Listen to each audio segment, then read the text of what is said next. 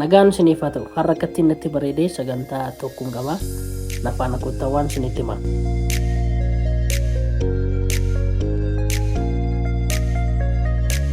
Michuu picturesidha. Asumaan ol seenee nagaan siif haa ta'u nagaan isa gaafadhee innis illeen kottu ol seenee naan jedhee istuudiyoo sana daawwachiisuu eegalee. Istuudiyoon isaa baay'ee bareedaadha. Quba kana gara keessaa seennee ilaaluu eegallee. Istuudiyoon isaa waan bareedaadha. Asumaan akkuma lallaalli suuraa nakaasuu eegalee suuraa bareedaa nakakaasaa jira. Akkuma argitan kana suuraa kanallee nakaasee jira. Kan sagantaa kunillee suuraa sinkaasa naan jedhee asumaan suuraa isa kanallee nakaasee. Kunillee suuraa baay'ee bareedaadha. Kunillee akkuma kana baay'ee bareedaadha.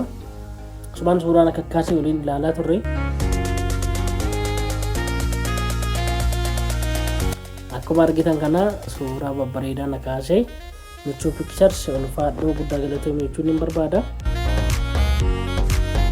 Asumaan sagantaa suuraa xumurree gara sagantaa eebba koon deemuun isiniin jedha.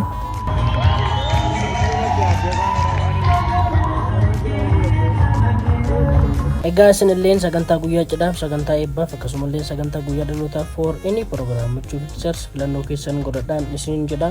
Teessoon bulchiinsa magaalaa Shaggaritti kutaa magaalaa Gabirsaa Gujee yookaan Keellaa gamoo buufata boba'aa Nook cinaa darbii tokkoffaarratti argama. Odeeffannoo dabalataaf lakkoofsa bilbilaa duwwaa 922 33 11 irratti yoo bilbiltan argachuu dandeessu. Michuu Pictures galatoomaa.